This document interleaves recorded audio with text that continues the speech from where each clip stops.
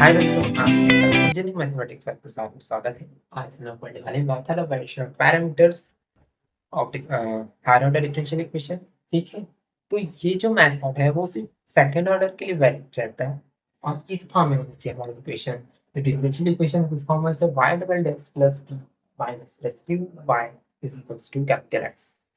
ठीक है, तो यहाँ पी क्यू और कैपिटल एक्स क्या है? फंक्शन ऑफ स्मॉल एक्स है।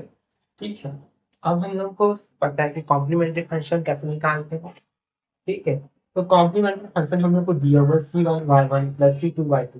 ठीक, सपोज करते हैं हमने निकाल दिया। ठीक है, क्वेश्चन का ये कॉम्प्लीमेंट्री फंक्शन। ठीक है, तो ये w एक पैरामीटर आता है, इसलिए इसको वेरिएशन ऑफ पैरामीटर बोलते हैं। यहाँ w नाम का एक पैरामीटर आता है जिसको बोलते हैं रॉन्स्कियन पैरामीटर।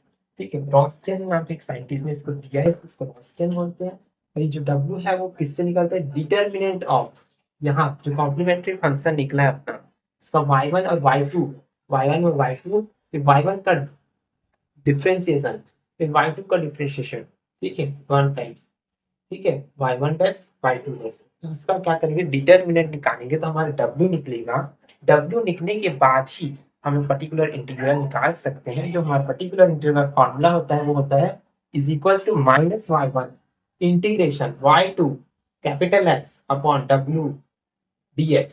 ठीक है, इसका इंटीग्रेशन y1 को बाहर निकाल देंगे, इंटीग्रेशन को इंटीग्रेट नहीं होगा, जो अंदर है उसका इंटीग्रेशन होगा x के टर्म्स में, plus y2 integration y1 capital X upon w dx।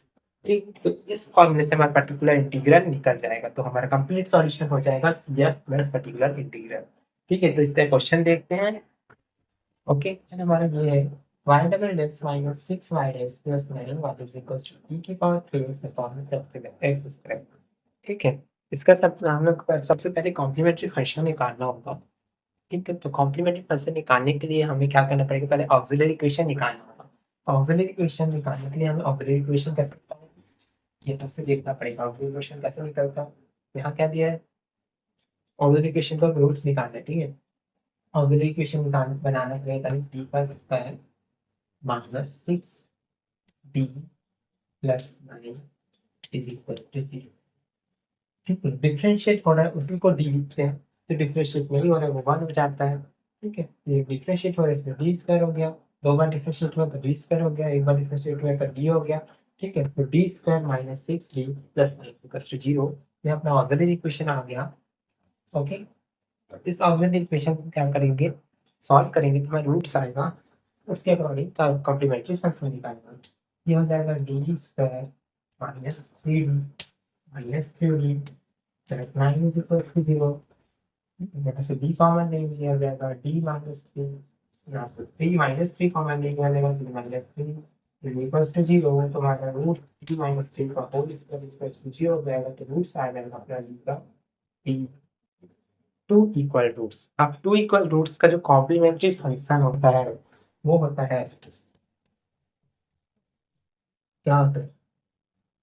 c1 plus x c2 e की पावर mx। ठीक है, m की वैल्यू क्या है अपना 3, हो जाएगा c1 plus x c2 e की पावर 3x।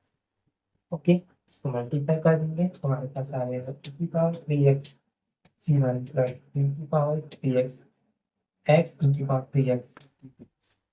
तो y1 अपना आ गया e की पावर 3x, y2 अपना आ गया x की पावर 3x। अब इससे हम लोग w निकालेंगे। कॉम्प्लीमेंट्री फंक्शन हमारा आया था e की power 3x c1 plus c2 x। ठीक है, y1 अपना आया e की पावर 3x, y2 अपना आया x e की पावर 3x। अब w निकालेंगे, रॉन्स्कियन। ठीक है, रॉन्स्कियन निकालेंगे, रॉन्स्कियन का w y1 y2 y1 का टेस्ट y2 का टेस्ट का डिटर्मिनेंट e की पावर 3x की पावर 3x का डिफरेंशिएशन करेंगे तो हो जाएगा 3 e की पावर 3x x e की पावर 3x। इसका डिफरेंशिएशन करेंगे, first function differentiation of second plus second function differentiation of first. Okay, अब इस डिटर्मिनेंट निकालेंगे, क्या हो जाएगा e की पावर 3x e की पावर 6x। देखो यहाँ e की पावर 3x e की पावर 3x दोनों मल्टीप्लाई हो रहे हैं, तो मल्टीप्लाई होता है तो उसका पावर क्या होता है, प्लस होता है, तो 3 + 3 हो गया 6। ओके, प्लस e की पावर सेम इसमें भी होगा 6x माइनस, इसको मल्टीप्लाई करो, ये हो जाएगा 3x e की पावर 6x।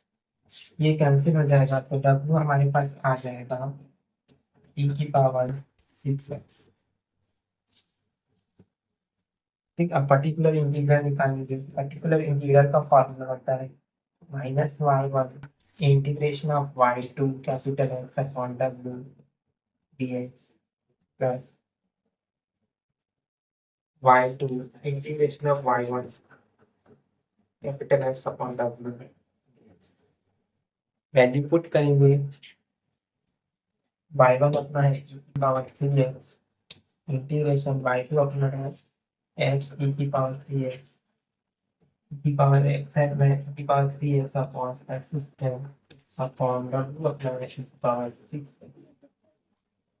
प्लस y2 अपना है x e की पावर 3x इंटीग्रेशन y1 अपना है e की पावर 3x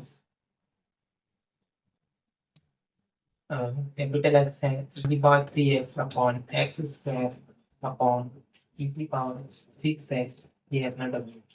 ठीक, अब ये भी देखो ये दोनों मल्टीप्लाई में है तो ये भी पावर क्या होगी, प्लस होनी चाहिए, 6x बनेगा e की पावर 6x, तो e की पावर 6x और e की पावर 6 कैंसिल हो जाएगा, इसमें भी e की पावर 6x और e की पावर 6x कैंसिल हो जाएगा। यहाँ एक x है वो x से कैंसिल हो जाएगा। करने के बाद हमारे पर्टिकुलर इंटीग्रल इस प्रकार का आएगा e की माइनस e की power 3x integration 1/x dx plus x e की power 3x integration 1/x square dx। ठीक है, अब इसका इंटीग्रेशन करेंगे, मेरे पास आएगा e की पावर 3x, इसका हो जाएगा log x plus x e की पावर 3x, इसका डिफरेंशिएशन करेंगे, हो जाएगा x की पावर -2 + 1 अपॉन x की पावर -2 + 1। ओके, ये हो जाएगा -e की power 3x log x plus x e की पावर 3x, ये हो जाएगा 1/x इंटू -1, पावर है -1 था इसलिए मैंने x को नीचे ला दिया, -2 + 1 -1 हो जाएगा, तो माइनस इधर ही -1 है तो -1 है, तो भाई -1 था, x पर -1 था तो उसको नीचे ले लिया। ठीक है, ये x कैंसिल हो जाएगा तो हमारे पास बचेगा -e की power 3x log x plus e की पावर 3x -1/x। माइनस और e की पावर 3x कॉमन है, ठीक है, माइनस e की पावर 3x को कॉमन बाहर ले लेते हैं, log x प्लस वही सॉरी x कैंसिल हो गया, ठीक है, 1 बोलते चलेगा इसमें। ठीक, तो log x प्लस 1 ये अपना पर्टिकुलर इंटीग्रल निकल जाएगा। कंप्लीट सॉल्यूशन निकालेंगे तो कंप्लीट सॉल्यूशन होगा particular integral plus complementary function. ठीक, तो लोग वैल्यू पुट कर दो, कॉम्प्लीमेंट्री फंक्शन ये है और पर्टिकुलर इंटीग्रल इस दोनों वैल्यू प्लस